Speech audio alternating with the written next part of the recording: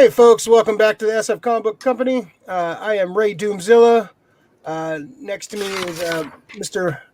Maximum Effort, Max Effort, Maximum Effort Grayson. Max Effort Grayson. Hello, guys. Grayson, Rick Grayson. How you doing, Rick? Good. Ready to get this thing started, man. Today we're gonna review full spoilers, of course. New Mutants, the New Mutants movie that just came out on Blu-ray and disc. I'm an old man, so I bought it on disc on the 4K. I love the quality, and it came out in theaters. What, August? Late August. 28th? Yeah, August 28th. Yeah, but limited run. Of course, no one can go see a movie, so it was a limited theatrical release, but it finally got released. So this movie has been in production. I think it's shot in 2016. Because I remember the first trailer was 2017, so we've been seeing trailers for this. Principal photography began on 2017. 2017, okay. Yeah. And I think the first trailer was like Comic-Con 2017 that year, and yeah, basically they've been promoting. It's been kept on being pushed back, and there was going to be some massive reshoots, but Disney bought Fox, and so they kind of scrapped that idea. Supposedly they were gonna lean into like more of the horror and like kind of reshoot it and kind of go in line with the Logans and the Deadpools of the world and kind of go for it like some of the X-Men movies were starting to do. So this got delayed over and over again. Disney bought Fox, and so there was a deal where they had to release it theatrically. So they had to wait until there was a window. So it finally got released, and it got critically panned. It got every review I pretty much heard was this is the worst X-Men movie. This is like a piece of crap. This is like this. Rick, what was your we'll go, I guess, your initial thoughts first. Again, full spoilers for this movie. We'll definitely be going into the plot and some big spoilers towards the end. Rick, what was your overall thoughts of this movie? Well, I went in like I didn't go in cold. I went in with all those expectations, like, oh man, this movie's gonna suck. It's gonna be bad. Let's just see what the train wreck is gonna look like. That's pretty much how I initially went in. At first, it was kind of felt that it might go that route, and I was surprised. I don't try to look at it as an X-Men movie. I look at it as like a horror movie, and the horror elements that they gave me. I mean, shit, I was happy. It's a pretty damn good horror movie. It's a pretty damn good X-Men movie, in my opinion. Yeah. So, I went in with very low expectations, but I was curious about certain characters. Like, you guys know, if you guys follow the channel, you know I'm a big Ilyana Rasputin magic fan. Ilyana. A good cartoon reference right there. So going into it, I was kind of skeptical. I saw some things I was curious about. I saw the puppet Lockheed she was carrying around, so I was curious. I'm a big Lockheed mark, so I was curious about that. I wasn't the biggest New Mutants fan, like growing up. Like our buddy Hondo coined the new average people. When the X-Men, the New Mutants first, when I first saw the New Mutants, they just looked boring, kind of boring, plain characters. They didn't really have anything like. They didn't really seem like great characters to follow, but overall, over the years, I've learned to appreciate some of these characters. I'm a big Cannonball fan. I like Cannonball. The issue where Cannonball fought Gladiator in the comics, in the X-Men comics, when Cannonball was part of the X-Men, that was one of my favorite fight scenes in the comics. So, Cannonball is one of my favorite characters. Magic's great. I've always respected Rain. Like Mirage, Danny Moonstar, I didn't really care about, and Sunspot, I never really was a fan of. What was your initial thoughts of New Mutants, like the comic, growing up? Did you they didn't really get relevant until Liefeld took over and turned them in the X-Force? That's pretty much when I started coming into it, when Liefeld started taking over. But I mean, none of them kind of stood out. Other than, for me, I think the two that stood out the most at the time were probably Ilyana was one, and just the way they drew Wolfsbane. So it was nice to see that. But other than that, everybody else, they're forgettable to me, and that sucks. Yeah, the new average people, man. Yeah, they're very forgettable. And this story pulls from the Demon Bear storyline, which is pretty much like the the most famous, pretty much well known New Mutant storyline. Like the Demon Bear, people kind of reference it a lot. It's Bill Sienkiewicz with the art and Chris Claremont with the writing. So this came out. What was it? Demon Bear came out, I think, mid '80s, I believe. That's like kind of what they pull from. I've read like bits and pieces of this storyline. I've read like an issue here and there. I've read like annotated. What the hell, annotated? How you say that? Anyways, I've read like little snippets of it and like kind of like I haven't gotten the full story. After watching this, I kind of want to go back and read the whole thing over. So New Mutants. Got a movie made. I like I said, I wasn't too was wary for sure, but overall, I thought it was damn good. I thought it was a fun ride, and especially this year, we're not having any movies. I've seen a new big budget movie. It was exciting. All right, so we got the character. Let's talk about some of the characters they have in the movie. So I guess we'll go down the list. So we got Maisie Williams playing Rain St. Clair, Wolfsbane in the comic book. Her powers are pretty much she can turn into a werewolf. She's a wolf. She can go full wolf or kind of go halfway between wolf and human. What's your initial thoughts of Maisie Williams? I liked her as Rain. Didn't like her too much as like I wanted to see more of a. I guess I was looking for more of like the Benicio del Toro Wolfsman kind of, get up from her, how they draw her. And then when they took her full wolf, I was like, oh man, that's like a Twilight move. It's from the comic, so that's I get it, but it's just like I wanted her. It's cool that they did it in the comic, but I mean in the movie. I'm not saying it's bad, but I wanted more of her, just like more in that like that traditional werewolf look that you kind of see Wolfsbane, being drawn in. You got a little bit of it, but I just wanted her to wolf out a little bit more. Yeah. All right, wolf out. Technical difficulty. Rico, bye-bye. Yeah. All right, now I'm gonna do it all by myself now. All by myself. All right, so let's see. So we're gonna have Ray. Oh, there he goes. There he's back on. There you go. I don't know what the hell's going on here. All right. Might have to use new USB ports. So. All right, there you go. You good? Yeah, I'm good right now. For now. For now. All right. So we were saying, okay, so we're talking about Rain St. Clair. Yeah, I thought her look was good. I like Maisie Williams. She's a good actor. I think she pretty much captured Rain's. From what I've read of Rain in the comics, I think she captured her pretty good. So we got also we have Blue Hunt as Danny Moonstar.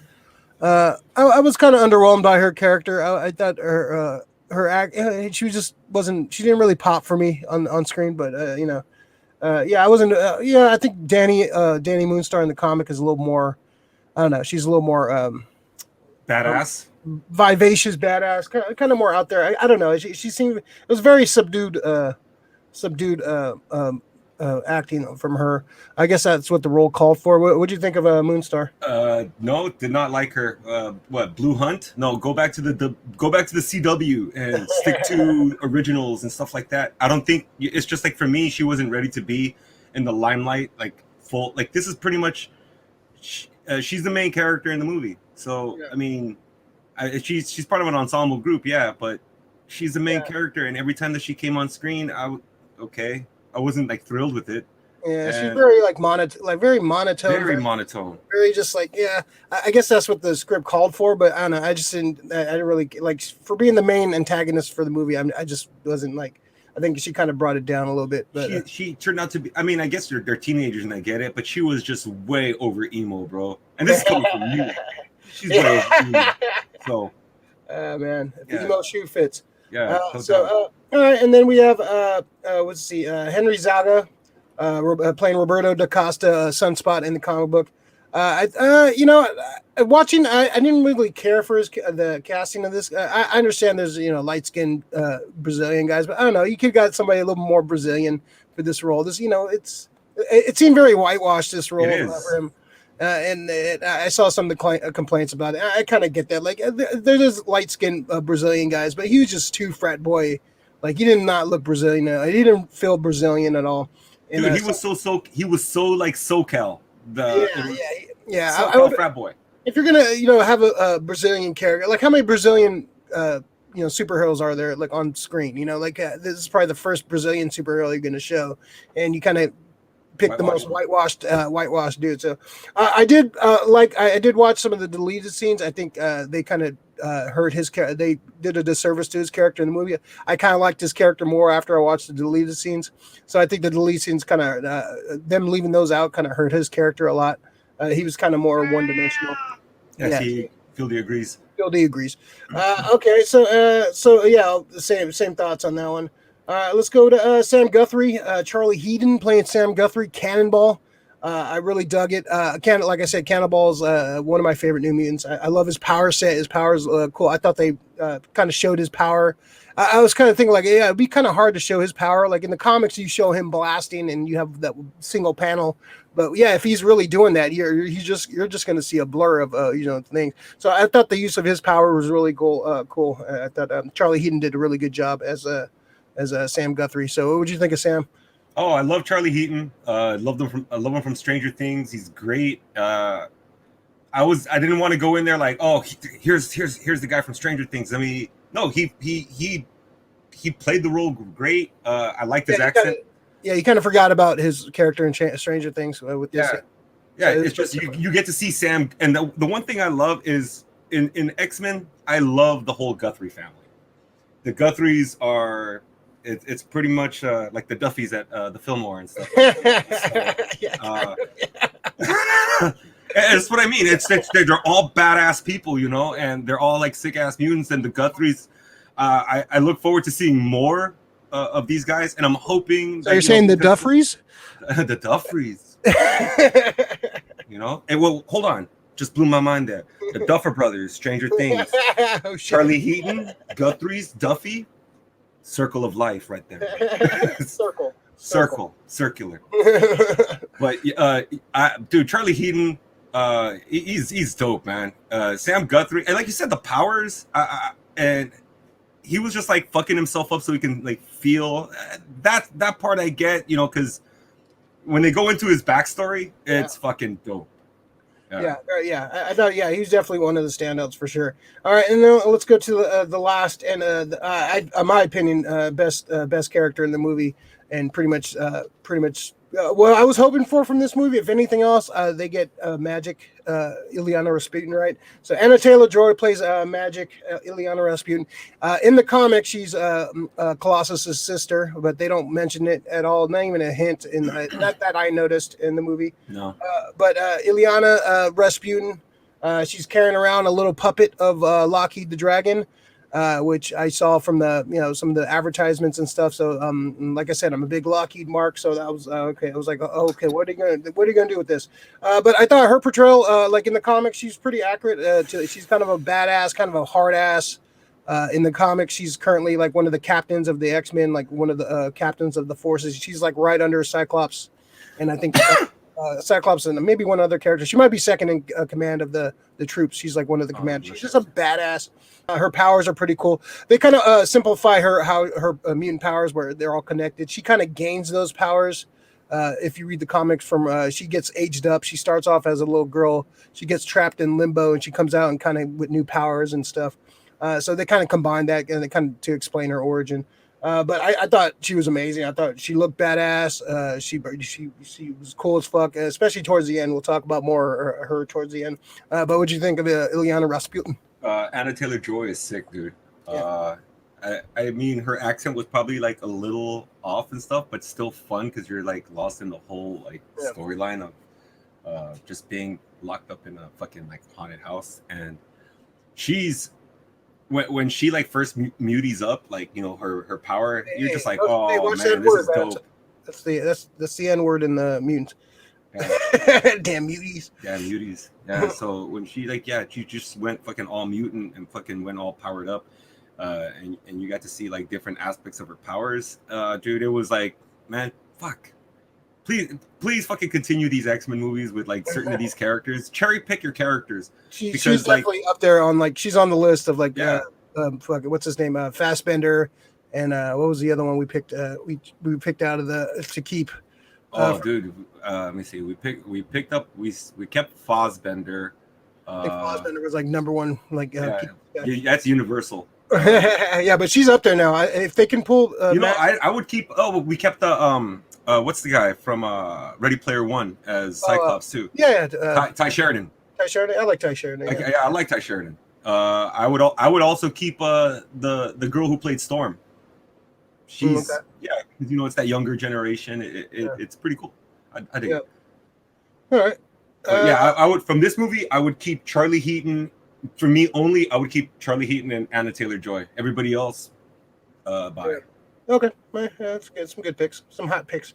All right, so we got the Mutants cast. I guess we'll go through the plot.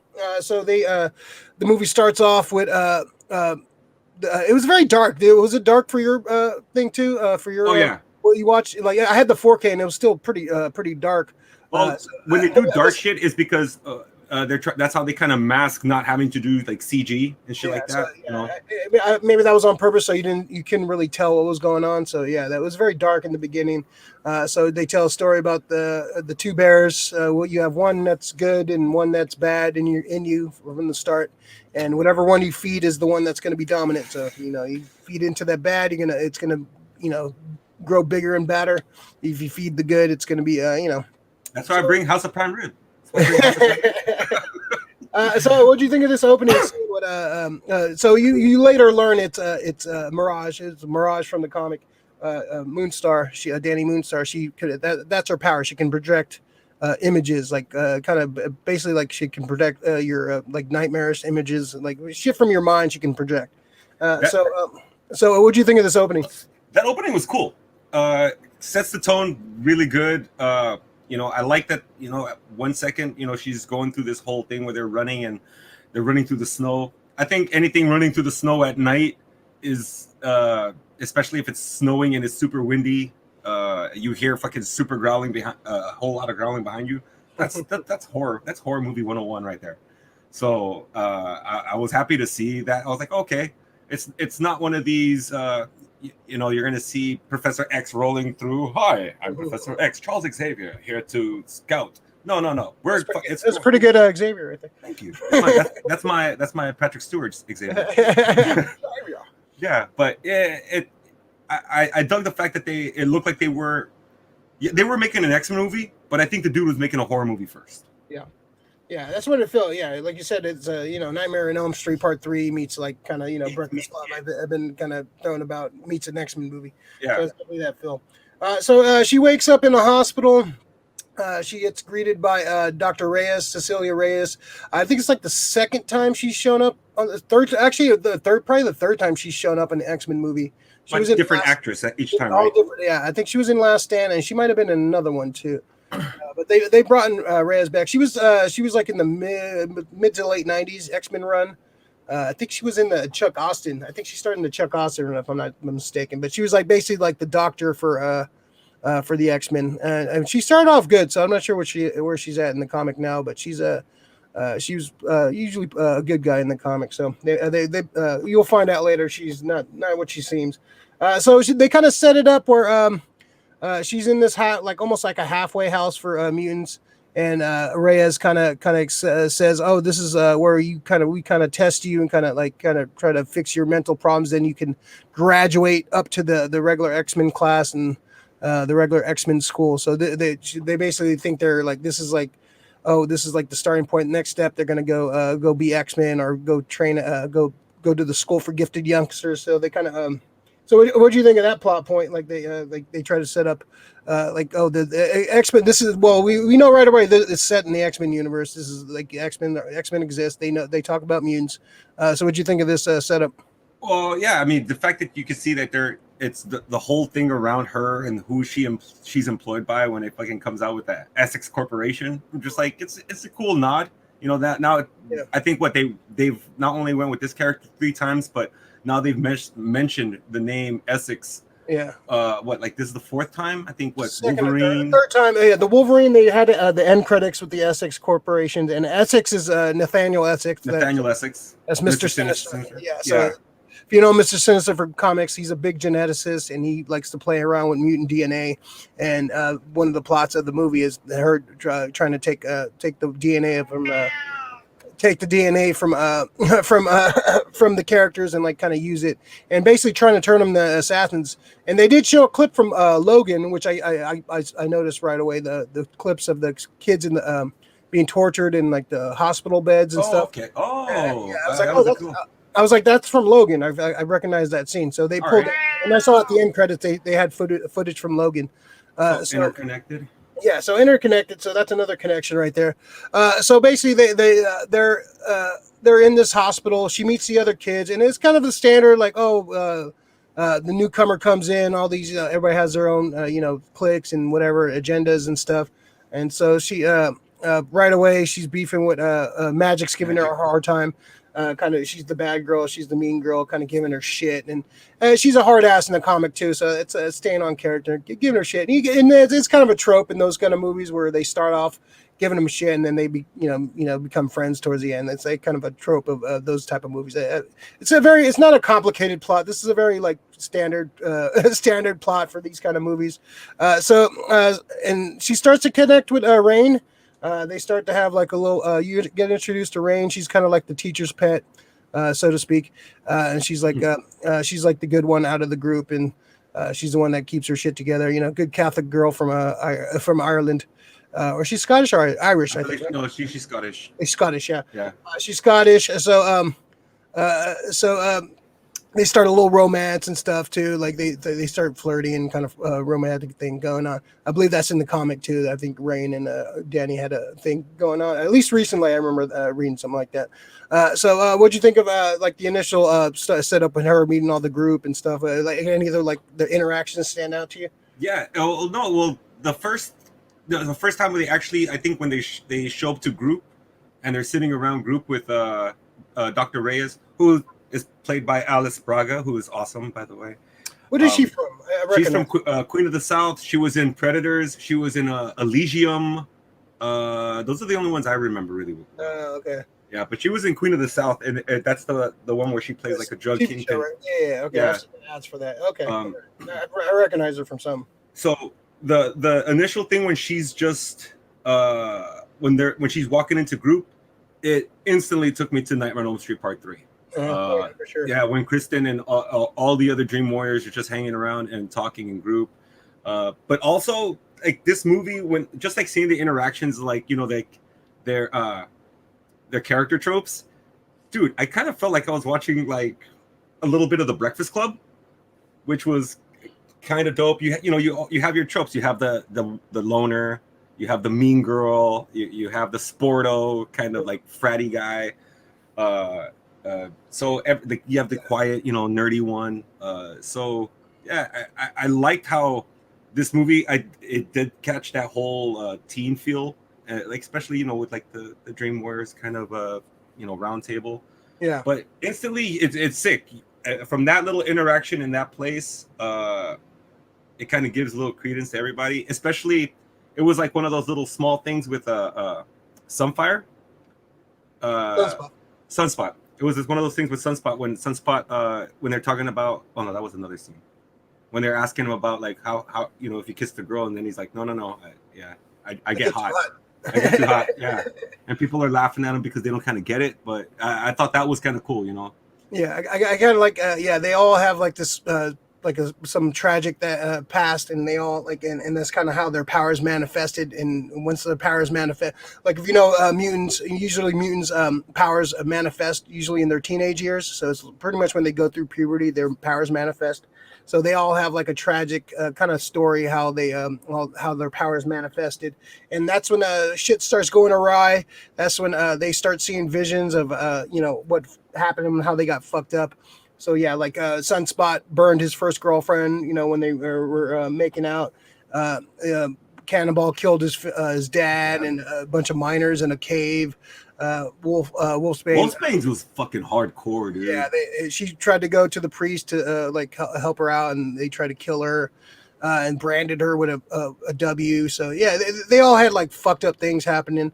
Ileana was like kidnapped, and she was like, I don't know if they were like, it was like a sex slave thing or something. Like it just seemed pretty shady, and she's being haunted by these mask fellows. It kind of reminded me of the Hellfire Club mask a little bit. A little bit. It kind of reminded me of that and kind of Court of Owls a little. Yeah, kind of Court of Owls, and somebody pointed out that it was a plot to Buffy, like the weird demon guys, like tall. Yes. Yeah, the Hush. It looked like the Hush demons almost. Yeah, somebody mentioned that in something I was watching, and yeah, they were kind of playing Buffy. So I guess it was self-referential because they were watching Buffy during the movie. Like, yeah, if you saw on, I gotta go back and watch it again now. Yeah, on the screen they were watching Buffy. You can see like on their shelf they have like the whole collection of Buffy and like some like a couple other DVDs. But yeah, basically you see a few times they're watching Buffy during the movie. So I guess that's one of the inspirations for that. So you meet it's kind of the standard thing. They start meeting, the little romance between Danny and Rain, and they start interacting, starting to bond, which kills me about some of the deleted scenes. A lot of the deleted scenes were them like bonding and then kind of interacting and stuff. I kind of wanted to see more of that stuff to build up towards the end. I think there was at least 10 more minutes of cool deleted scenes they could have threw in there and would have made. Where did those scenes take place? Were they inside like that little room that they found where they went up and shit, or just random? No, just like random stuff. Like I think Sunspot was like tanning outside, and like there was a little interaction with him and Danny.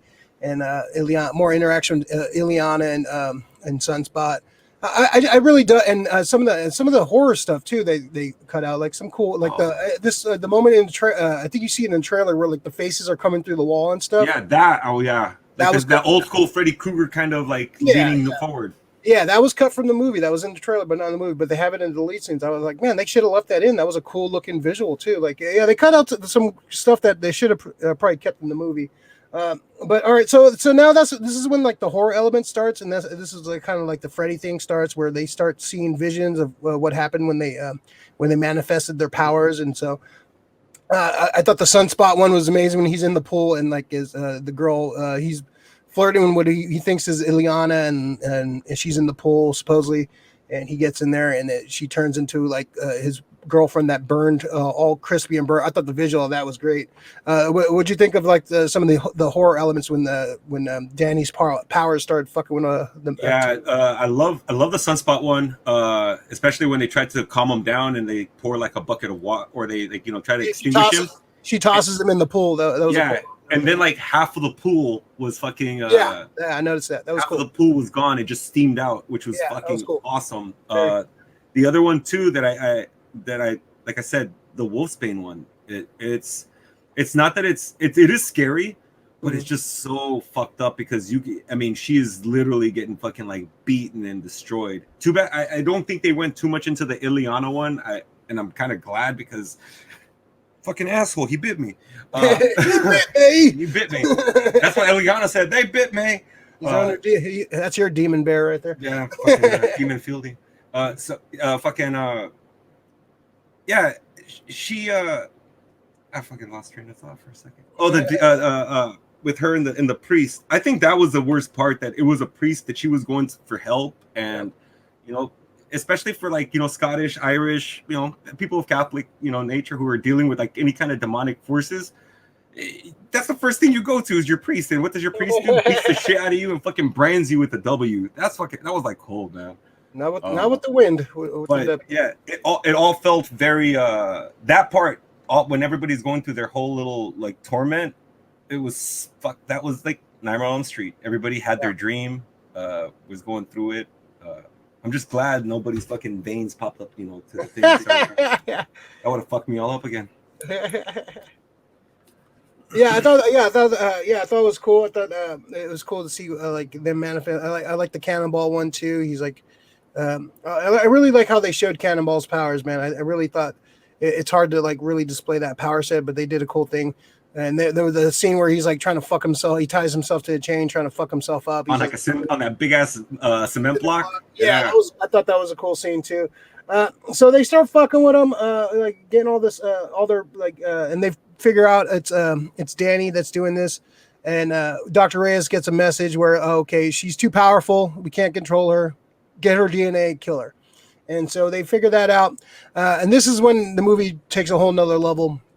and we get the demon bear shows up and breaks into the house and pulls a deep blue sea on the doctor, which I thought was great. Oh, actually, before that though, when fucking Rain fucking tears up Reyes's face, I thought that was that was cool. That was awesome when she just goes full ham on her face and just tears her up, and like before Reyes eats it, she just has great effects on the face, man. Great practical effects on the face, man. I thought that was great. She tore her up, man. That was nasty.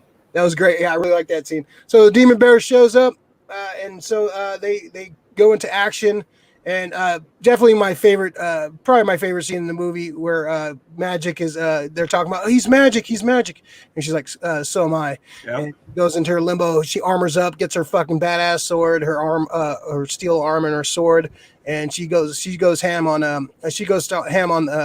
the demon bear. And then, like all through the first part of the movie, you see her holding a puppet. It's Lockheed, the puppet, the dragon. She was Kitty Pryde's. He was Kitty Pryde's dragon for a minute, and she's kind of connected to Kitty Pryde also. So Lockheed hangs with her too. So she's kind of like talking to this puppet. Like he talks to her, and that was like basically her like safe stuffed animal when she was a kid. That was always been with her. And so, like, I was like, oh man, they're just gonna have it as a puppet. But no, probably the biggest mark out moment in probably any X-Men movie. Lockheed fucking shows up on her shoulder, the actual Lockheed, ready for battle. And I screamed, I literally screamed out loud when I saw Lockheed, like the actual dragon, just fucking on her. So I almost fucking shed a tear. It was just so awesome. And so she starts battling the demon bear. Lockheed's into like flying around, shooting fire. I marked out. This is probably like the biggest mark out I've had all year for a movie. We haven't had that much movies, but that was the biggest mark out for me. What'd you think of Ileana getting badass and Lockheed? So that part right there, I was the little, moving gif of that fucking baby just fucking all like, super fucking jacked and juiced. And as soon as I saw that, I texted you, have you seen this? That's exactly when I texted you. Have you seen this movie yet? Because I know I've ruined a lot of things, but this was something I wasn't gonna fuck up.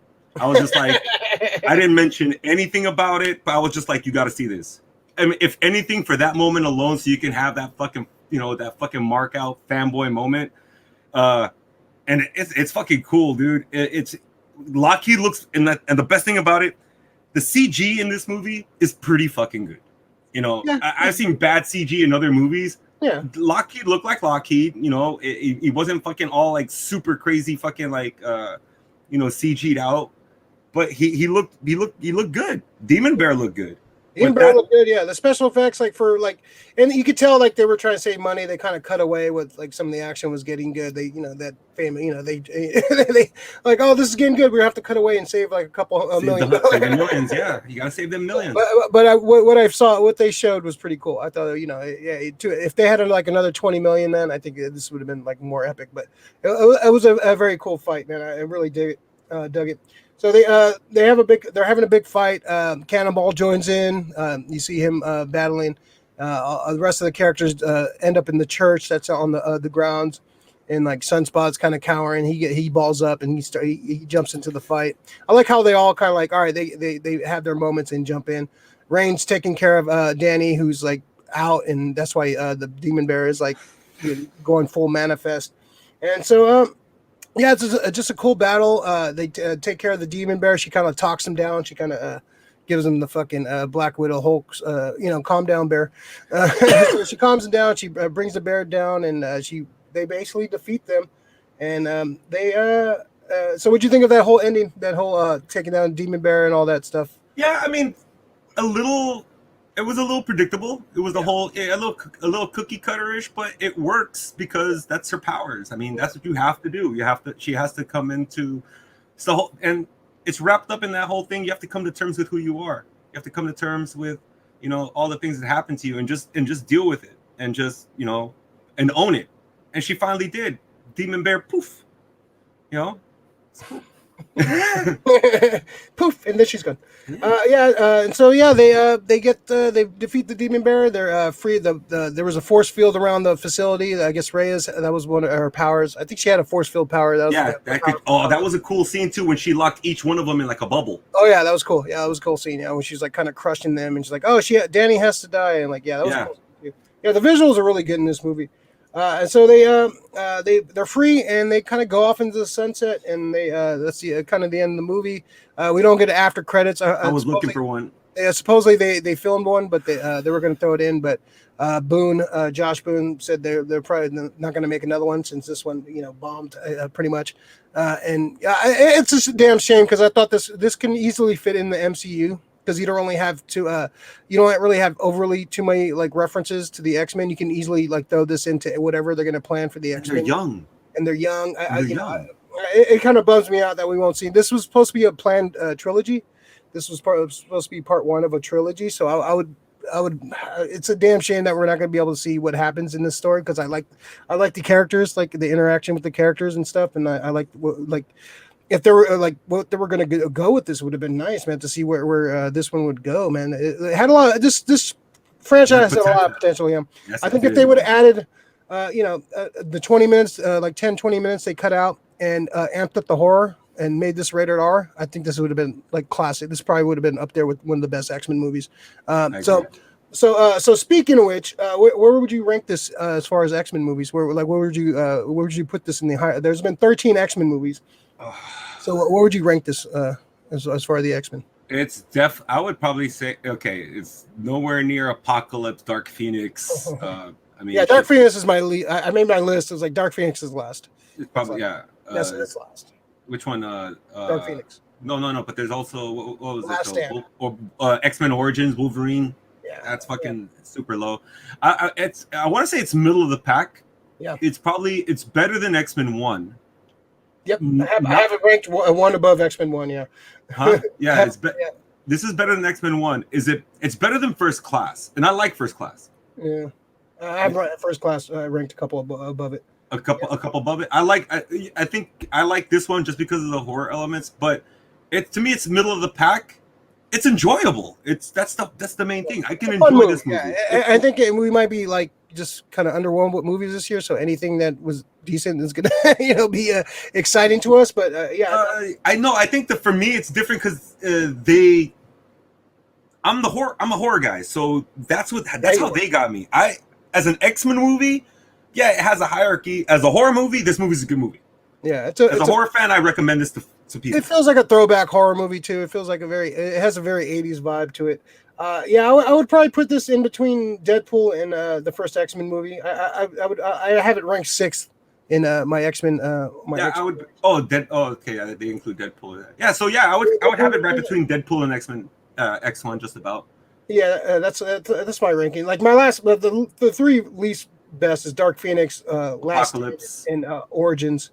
I'm actually not a big fan of Deadpool 2 either. Deadpool 2 is kind of it's lower on my list, but it's not. I would say this movie's better than Deadpool 2.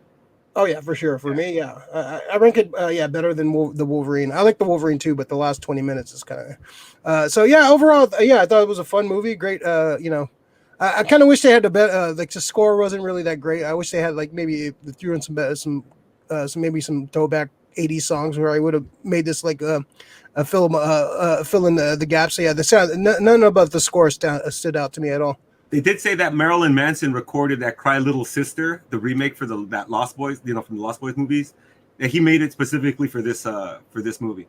Oh yeah, okay, that's pretty cool.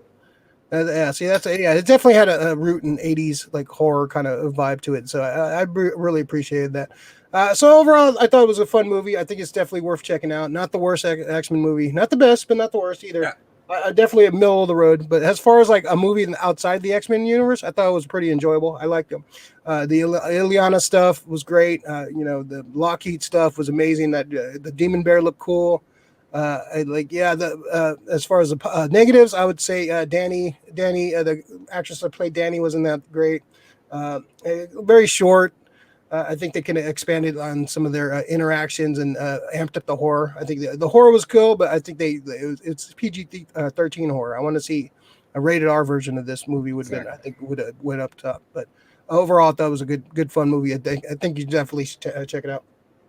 Yeah, I agree, man. The one thing that bothers me when I look at all these scores is that, it got universally panned, and I want to ask people like, what do you expect? No, honestly, it's like Well, people it have a got, certain thing like like not everything's gonna be the Avengers. yeah, and that's the thing that bothers me with when it comes to, I guess, like a lot of critics, everything, because they're gonna. I think what happens with these comic book movies, they get lumped into, if you're not the Avengers or you're not Captain America and you're not Spider-Man and you don't have this level of, of like, bright lights and flashes and shit like that, that you're shit. And that's not true. That's not true. That's not true. That's This impossible. was, yeah. Well, the thing is, yeah, exactly. It's people, and this is the problem that I think DC's having. It's that whole because you're a comic book movie, you're getting lumped into it. You're a comic book movie. You can't be a horror movie. You can't be like an adventure movie, or it's all, you have to be all out action all the time. And that's not true. I think some people probably went into, oh, we're gonna go watch like an X-Men movie, and then they come out the theater, watching a horror movie. It's like Bumblebee. I still don't understand how Bumblebee was like getting panned by critics. Has a high score, with the Rotten Tomato crowd or whatever, and it didn't make any money. So I kind of don't understand shit like that. So who's watching these movies? Who's actually doing word of mouth? And I think that's what movies are missing nowadays. Well, not that we're actually missing movies, but I think the word of mouth is one of those things that, and YouTube kind of sometimes ruins it with the spoiler reviews, I guess. But well, don't watch them then, asshole. Fuck. I don't watch them. I watch it because I don't give a fuck. I'll watch a spoiler review, and me hearing about it is one thing, but I want to visually see it still. I still want to visually. I want to be captured. Yeah, I definitely would. Like, well, yeah. Usually, if universally, every fucking critic fucking says it's horrible, you definitely I'll have go watch it. to be cautious. But yeah, I like to make my own opinion for sure. All right, so I recommend it. It's a good. What's your comic rating on it? I would CGC it. I would give it probably like I'd probably say high 7, 8. I'll probably give I'm at a 7. I'm at a 7.8. Yeah, 7.8. Yeah, there you go. That's what I'll agree with that. Yeah, 7.8. It's potential. It could have been a 9/10, but it definitely. If they would have been. I want to come by and see those deleted scenes, because the deleted scenes probably going to make a difference. They were like small and like, but they I think they would have added a lot to the plot. I think they should have kept those in. Definitely check it out. I think, especially now since we don't have any fucking movies, I think this is a perfect time for this. Go watch a new movie. It's fun. It's fun. Enjoy. I'm gonna watch it again. I bought the disc, so I'm definitely gonna watch it again. So cool. So Rick, any plugs you want to give? Gold Dirty Bastards, they just had their show. You guys just had a good Mandalorian review. It was a great Mandalorian last episode. Mm-hmm. SF Comic Book Company Hour. SF Company Hour is coming up on Tuesday. It's a lot of fun. We're having a lot of Tuesdays at 8. Success. Yeah, like it. Yeah, we'll see. Like and subscribe to the video. Please like and subscribe. Like and subscribe. Come check us out. Like Rick said, Tuesdays at 8 p.m. for the live show. We just talk about comics and movies and toys, whatever. So whatever geeking news that's happening that week. Some fun guests lined up. Check us out here for more reviews. Like you said, the Mando review went up yesterday. We're going to do that every Friday. So if you want to come check it out, we'll have some guests at some point during the season too. So cool. This was fun. Go check out No Mutants. All right, Rick. And have a good day, folks. Take care.